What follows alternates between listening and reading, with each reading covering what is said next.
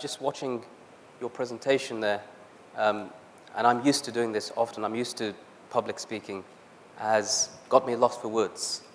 And that's because not only do, when I see these images, think about what happened to me, but I think about the people that are still held in Guantanamo, still held in the secret detention sites. There's a saying of Edmund Burke, which was that all that is required for evil to triumph is for good men to do nothing. Most of the people in the situations that you've seen and have heard about, in fact, are not the perpetrators of physical violence. It's simply that they stand by and let it happen. And in an Islamic tradition, the Prophet Muhammad ﷺ said that whoever from amongst you sees an evil, مَنْ مَرَأَ مِنْكُمْ مُنْكَرًا فَيَغَيْرُ بِيَدِهِ, that whoever sees an evil should change it with his hand, and if he's unable to do so, then speak out against it. And if he's unable to do even that, then let him detest it in his heart, and that is the weakest of faith. That is the weakest of faith. The actions that have been carried out by the soldiers in Abu Ghraib and in Guantanamo and in Bagram and in the secret detention sites are, as you said quite correctly, just a symptom of a problem that existed right from the top, and when it dropped like a penny, going right down to the bottom. And when a decision is made at the top, nobody wants to respond to that, or nobody wants to go against it. And that is what I witnessed during my time in Guantanamo. Just to briefly describe what happened, I'm a British citizen, born and raised in the UK. As a child, I went to a Jewish school. So when I see the images of what happened to the Jewish people, I don't take what's known as the traditional anti-Semitic or anti-Jewish position. I understood very, very well what happened to those people. I was in Poland just last week in Krakow and Warsaw. But I've also understood that it's very easy to become from one point to the other, from becoming the good guy to the bad guy. Very, very easy.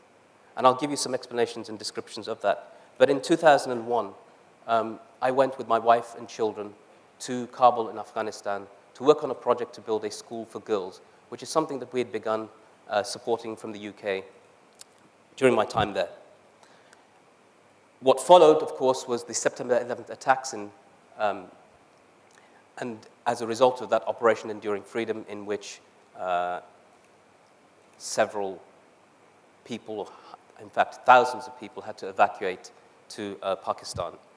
And that is where I evacuated to, under the cruise missiles and the vacuum bombs and the carpet bombs and the cluster bombs and smart bombs and the dumb bombs. And on the night of the 31st of January 2002, in my house where I was living at the time in Pakistan, there was a knock on my door. I answered the door, and a gun was put to my head. I was forced onto the ground. My hands were shackled behind my back. My legs were shackled, and a hood was placed over my head to darken out my years for the next 3 years. My wife and children were all in the next room. They were awakened by what took place.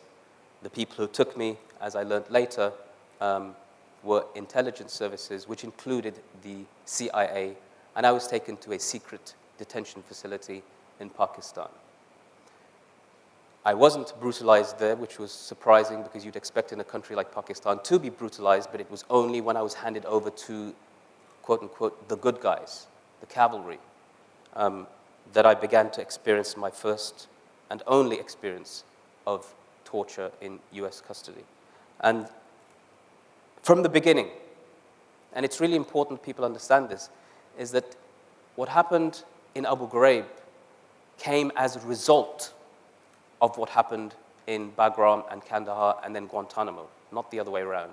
The experimentations that took place, the Guantanamoization of Abu Ghraib happened only after the processes that began in Afghanistan were completed. And this included, and this is why it was so difficult to look at these pictures in your presentation in particular, the nudity, the constraints, the restraints placed on people, the humiliation, degradation, and of course what you don't see with the pictures are the sounds that accompany them. The ridiculing of a person's faith, of his ethnicity, of his background, of his origin, his very being, seeing the things that you are most endeared to, like the Quran being ripped up and thrown into the toilet, in addition to what's taking place, was just the beginning of the introduction into the phase of being processed into US military custody. And for me, as a Briton, the most difficult thing was knowing and seeing Americans are doing this. Although I'd never been to America, an American had, in fact, come to me. What it showed me of itself was something I didn't really know existed. I didn't really perceive that people with these voices and these accents and their background would be and could be capable of what was to follow. And what was to follow was a description which said, and I quote verbatim when we were taken into custody, is, "You are now the property of the United States of America, and you have no rights." And that was a very apt description of what we were then facing, because being the property of the United States of America meant that you have no ability to control what happens from this point onwards in your future. Not at all. You are completely restrained and constrained, according to the women, to the desires of the US military.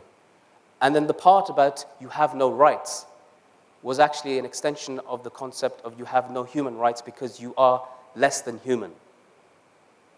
And something that we all do it as human beings, whichever background or origin we're from, whether we're from the East or the West. When we think of a torturer, we dehumanize them. We call them animals. We call them beasts and monsters. In Arabic, you call them haywan or kalb or khanzir. You'll think of anything that you want to call a person to say that they're not human. But if there's anything that they are, it's human. And we do this to the person, clearly, who's the torturer. We'll say that he is less than human. And vice versa. When the torturer does what he does and is able to do so, he dehumanizes his subject and says that this person is so significantly different from me. How he looks, how he walks, how he talks, how he prays, if he prays, and his language and his culture, so that it is so much more easy once you dehumanize the person to walk on to the next stage. And the next stage is to strip the person naked, to kick him, to punch him, to spit on him, to drag him through the mud, to shave off his hair, to shave off his beard, to laugh while you're doing it, to swear at him, to swear at his family, to stick things up him, to kick him, to make him watch it happen to other people. And the worst part of any torture, in my estimation, and there are many parts of it, is to watch a person physically in front of you, anticipating about what's going to happen next to you because you're seeing it happening to the person in front of you, almost like being on a conveyor belt. It's your turn next, you're on the floor, your head is turned to the side, but you can see, if you lift your eyes up a little, as to what's happening right in front of you. And there are a row of people on the floor behind you, all with soldiers sitting on top of them, with a knee into the small of the back and another knee into the head. And you're watching what's happening to these guys. And you're praying two things. One is that I hope something happens before I'm next. And you're also saying to yourself, I'm glad that's not me right now. Anything to prevent me from being there. But to watch the humiliation of another individual, the torture of another individual, and to be able to do nothing about it and remain completely impotent to do anything about it is one of the worst parts of the torture. Because that hero, whatever he is, he exists in every single one of us. And that hero is telling you inside, do something to stop his torture when you can't do anything to stop your own. And so for me, I remained in US custody in Bagram and in Kandahar, and then was moved to the Bagram detention facility. And in the Bagram detention facility, I was held for about 11 months. And amongst the things that I witnessed there, and amongst the things that I was subjected to there, was a technique that they call sleep deprivation, which meant that a person has to be kept awake continuously for hours and days on end.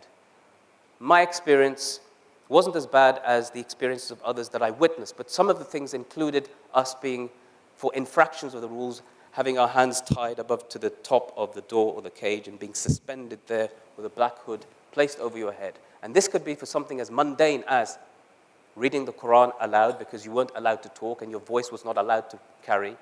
Something as mundane as speaking to the person that's next to you.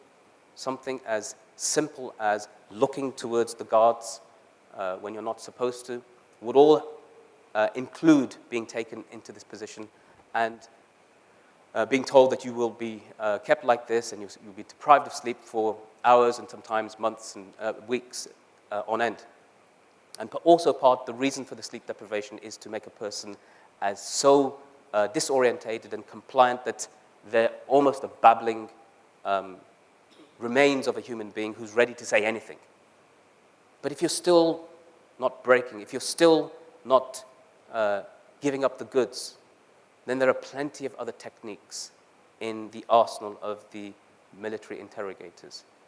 And it's important that people understand that there's a sort of a level system here. And at the right at the bottom, as you will hear from my friend who was a soldier in Guantanamo and a guard, right at the bottom is the ordinary soldier. And yes, clearly the lesson of the Nuremberg trials after Nazi Germany had been defeated is that the ordinary soldier cannot say, I was simply just doing my job and get away with it and just following orders, because there are things that are unconscionable. But what's understood and what was understood at the Nazi trials is that there was a system and there was an environment created by somebody. Somebody said that this is okay. And just to explain to you where the background of this is coming from, the most senior legal advisor to President Bush at the time of the height of the torture in Guantanamo and Abu Ghraib was Alberto Gonzales. And he suggested that for something to constitute torture, torture that has been outlawed, unequivocally, both physical and psychological, he said that for something to constitute torture, it has to include severe physical impairment, organ failure, or death, otherwise it is not torture.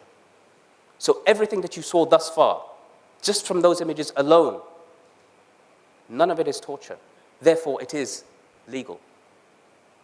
And if that's legal, then so is one of the things that prevented President Bush at the moment even being able to come down to Switzerland recently, waterboarding. And waterboarding, it wasn't something that I was subjected to, but it was something that many people were subjected to. And just to slightly digress and explain to you, waterboarding, although the president at the time said that this is not torture, it's robust interrogation techniques, it is, in fact, something that was used during the Spanish Inquisition. In Spanish, it's called tortura del agua, torture of the water. So if you spoke Spanish, you'd have to call it torture. But because Bush just about spoke English, he had to call it what he wanted it to be redefined as. And so when you pour water over a person's face and tie them down with their hands and their legs and their head all tied down, and you induce the feeling of drowning, even though a person is not submerged, you feel like you're going to die. And this technique was carried out on many, many people, and many people were tortured. And as a result of that torture, directly, we have, the United States and others said that we had credible evidence to show that there was a tangible link between Al-Qaeda and Iraq. And they used that as evidence to invade Iraq.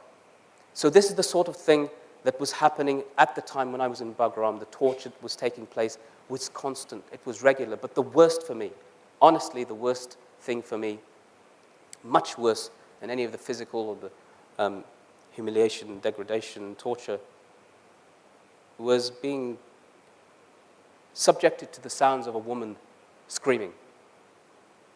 And I knew, and they knew that I was always constantly worried about what had become of my family the night that I was taken. I didn't know where they were. And I didn't know what had happened to them. And they took me into an interrogation room, in an isolation room, and while I was tied on the floor with my hands behind my back to my legs, they brought in photographs of my children and of my wife and waved them in front of me, that they'd seized from my house. And while the sound of the woman was screaming, they said, "Where do you think your family is? Where do you think your children are? Do you think you're going to see them again? What do you think happened to them?" And leave the questions just open without any answer. And it was at this point that internally that I began to break. Prior to that, I was, you do what you want to do. I haven't done anything to you. But at this point, it was a simultaneous, ambivalent feeling of hatred and complete resignation. Do whatever you want, I'll sign whatever you want. Just stop this. And eventually, I, after several months, got a letter from my family. And my wife and children were fine. They'd gone home to the UK.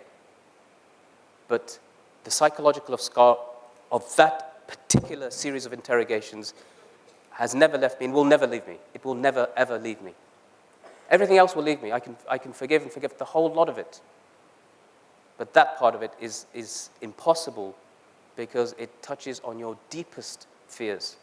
And any person here who's a father or a mother would know that in relation to your closest relatives, to your children, there's just a line you can't cross.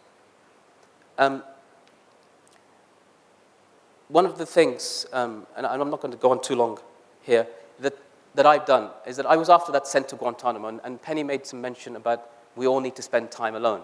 Now, I wouldn't say to anybody that you need to spend time alone in solitary confinement, but it does give you the opportunity to really reflect and think about yourself, some own personal time. And although it was the design of the US military machine to break me and the hundreds of other prisoners there, in fact, it made it stronger. I was never a confident public speaker until after Guantanamo, for example. I was never able to answer any questions without fear before being interrogated over 300 times, sometimes with a gun to my head. So there's no question I think any guy over here can ask me that will faze me or frighten me. But that's all down to the CIA and everybody else that goes with them. There's also a time when a person thinks about themselves and wants to try to be able to better themselves in that situation. So for example, I can do lots more press-ups now than I could ever before because the first thing that a person does, as you saw in the film, is that they start doing press-ups when they're in prison. I memorized great chunks of the Quran, which I'd never done before. I wrote lists of things that I wanted to do. I tried to perfect my ability to communicate with myself, sometimes by talking to myself. And so there was a great ability to reflect, do some internal reflection. But there was one thing that was also not expected, and that was on the other side, on both sides of the wire, one person dressed in orange, one person dressed in combat khaki colors, the conversations and the relationships that built up between soldiers and guards, between guards and prisoners. And that's one of the things that I came out with Guantanamo with that I wasn't expecting. I wasn't expecting that despite the experiences that I've had with interrogators and many soldiers, is that there were many others who were some of the most decent individual human beings I've come across. And that relationship continued to develop through something that's been mentioned again today, Facebook. I have over 10 former Guantanamo soldiers who are my friends in Facebook. And these guys, they weren't the bad apples, they were the good apples. And there's one that I finally want to finish with, one interrogator in particular. In 2008, there was a film called Taxi to the Dark Side. It won the Oscar for Best Documentary, and that's because I'm in it. And in it is an interrogator, and he's one of the people who was a bad apple. He was described as the king of torture in Bagram, and later then he was sent to Abu Ghraib, where he was part of the first interrogation units. And he phoned me very recently, and when we were talking on the phone, because I saw him in Bagram and saw some of the things that he was accused of having done, he began to cry on the phone and say that I have completely changed my perspective after what's happened. I was more affected than the people I affected. And now I'm trying to do something about it. I've joined the Veterans Against the War movement, and I'm trying to make what I did wrong right. Thank you very much. Thank you very much. Thank you very much, Mr. Begg. Yeah, I'm going to shoot for the 5, actually, because you went a little long. But it's okay. It was good. Did some endorsement, some product endorsement. You went a little long as well, but you brought most of us to tears, so I suppose that's good as well. I got a joke. Knock, knock. Orange. Aren't you glad I didn't say George Bush? Yeah, where to begin on this one? Especially in 5 minutes. I joined the military in 2002. I had absolutely no motivation in joining the military based upon 9/11. I can remember the day that 9/11 happened. I remember watching the news over and over and over and thinking to myself, where can I go today to not have to watch this crap? Because I'm hearing reports about people saying, you know, this is the end of the end, this is the beginning of Armageddon, this was World War III. I think I even heard a report that UFOs were controlling airplanes and running them into buildings to kill mankind. So I really just didn't want to watch the news. I couldn't avoid 9/11 the whole day. Just heard about it everywhere I went. I went and got my car fixed. I went and had coffee. I went to a pool hall. I even went to my friend John's house from high school and was expecting, if there's anybody who's going to be sitting on the couch getting disgustingly drunk, it's going to be John. Sure enough, there's 5 of my friends from high school along with John, and they're all glued to the television watching 9/11. I've been called a sociopath I don't know how many times because I absolutely have no remorse or care whatsoever that event happened. In any case, I joined the military in 2002, and I made the mistake of asking which job was going to be giving a bonus. That was military police. If I had had a brain on my head, I probably would have done something like human intelligence collector, psyops, linguistics, something with a little bit more interest to it, not military police. Military police is what took me to Guantanamo Bay. And I had no idea what to expect when I went to Guantanamo Bay. Embarrassingly enough, I can say that I actually never once saw, met, or knew anything about Islam prior to Guantanamo Bay, with the exception of Morgan Freeman in Robin Hood. Hopefully you know he wasn't a Muslim. He was portraying a Muslim. So yeah, obviously there was a great culture shock that took place. Not to mention the 2 extensive weeks of training that we had to prepare us to work in an environment not like any environment in the rest of the world. 2 weeks is not enough time to prepare for that. 2 weeks isn't enough time to prepare for it when you're detainees or your drinking buddies. The same people you go fishing with, the same people that you have over for Christmas. You can't really understand the environment unless you're in the environment. Especially when the environment is made out of PVC piping and plastic wire and you're being taught by people who've never been to Guantanamo before. But you better believe every day I was told these are the worst of the worst. This is Al-Qaeda, this is the Taliban. These people are trained in every martial arts you can imagine. They make bombs and they will kill you. They hate everything that you stand for. Remember, we are at war with Islam. Remember, we are at war with the Arabs. Remember 9/11. These are not people. These are dirt farmers. These are towelheads. These are camel jockeys. And every other offensive term you can probably think of that the Americas have come up with for the Arab people. So expecting this this is kind of the picture that I have in my head, Lawrence of Arabia, individuals with swords on horseback, and the wind is always blowing perfectly into their beards. I remember the very first block that we walk on, and I'm hearing Urdu and Farsi and Pashto, Uyghur, Arabic, French, every other language that's spoken in Guantanamo. But this one that stood out, and I just remember it so very clearly, about 6 cells down on the left, I hear Ruhel Ahmed rapping Eminem. And I'm thinking to myself, man, isn't that awesome? Al-Qaeda likes the worst of the worst. They like Eminem. That's cool. I can get with this. I can drive with this. On a more serious note, it really can open my eyes very quickly. The very first block, the very first experience I have with a detainee is a detainee rapping American music. Not just American music, rapping. The worst form of music I think that there is. So obviously what we were taught and what we were socially encultured to believe and to feel our way down to Guantanamo was certainly not what I ended up feeling while I was in Guantanamo. Obviously, I've had some significant life changes as a result of having been in Guantanamo.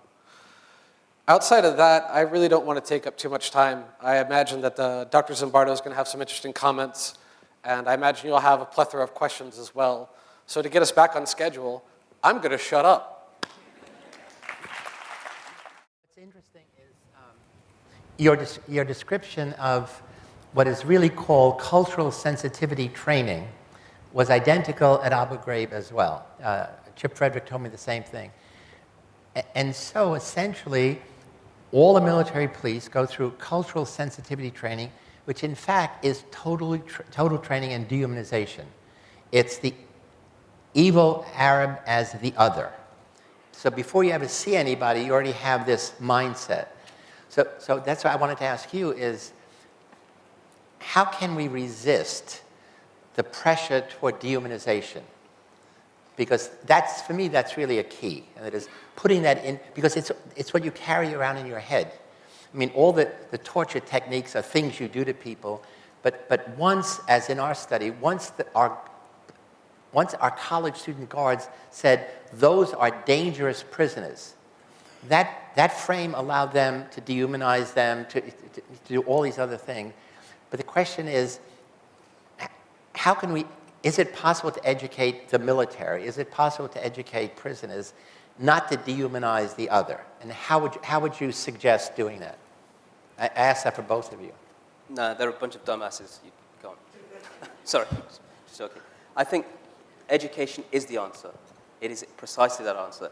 And when they do this thing of trying to say that the person is the other, it's making those things familiar to that person. So, for example, one of the things that I would say to a lot of the soldiers is to say that the etymological roots of hundreds of English words actually come from Arabic.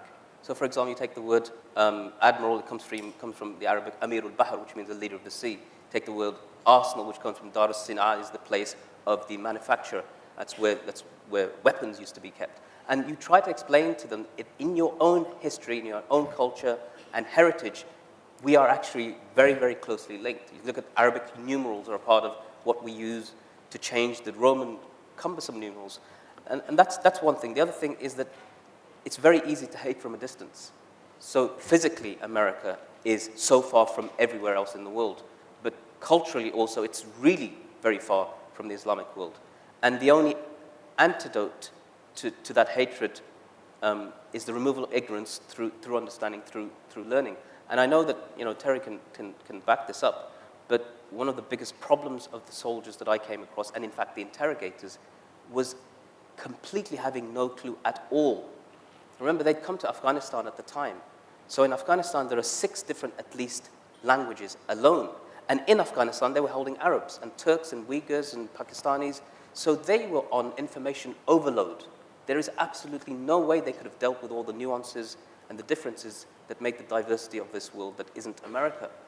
And there needed to be some training, but what they got on the opposite side, in fact, and one American soldier told me this, she said, it was ingrained into my mind to believe that I would be in a Hannibal Lecter, Agent Starling, Silence of the Lamb type situation, sitting on the opposite side. And that's why I did not speak to you for the first month when we saw one another. So it was only after interaction. And that's why I've got friends who are soldiers now, because they didn't interact, and that broke the hype. Right. As commonly takes place when a question or a debate is posed between me and a detainee, I almost always disagree. I don't think there can be a happy ending or a situation like that would work out to be fundamentally effective for the military. And the only basis that I say that behind is the idea that we're taught to dehumanize and to look at detainees as objects, because when we do so, we're more effective at our mission. And the military, I don't think, is going to be open-minded enough or accepting or tolerant of the possibility and chance that would be involved in educating us and making us aware.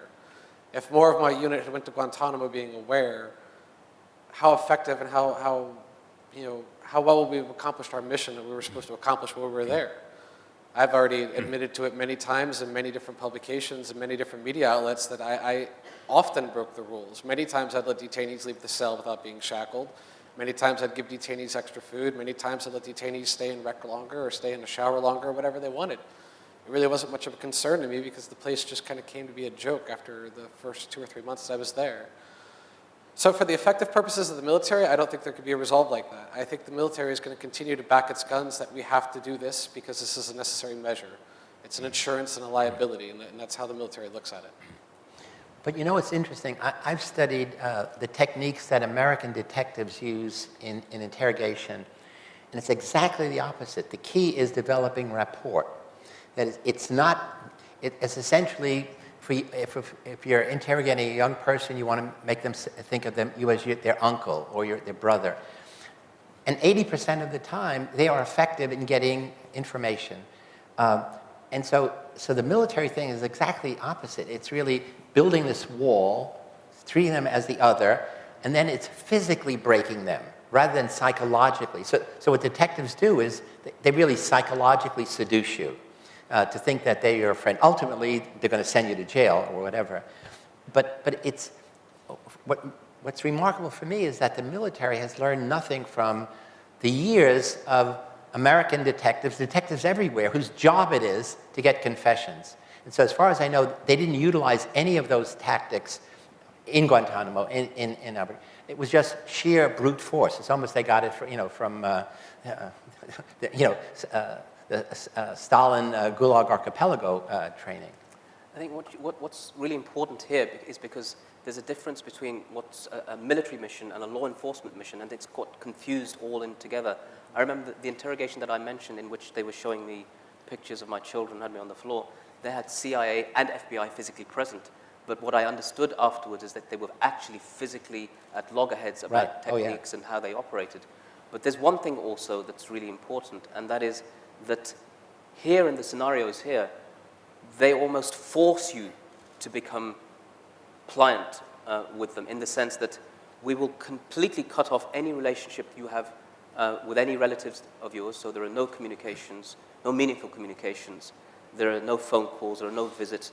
Those basic human rights that you would offer to the worst of convicted prisoners, the people in Guantanamo and elsewhere who haven't even been charged with a crime, don't get those rights. And there's a method to that, and there's a reason for it, so that you don't have interaction with anyone at all.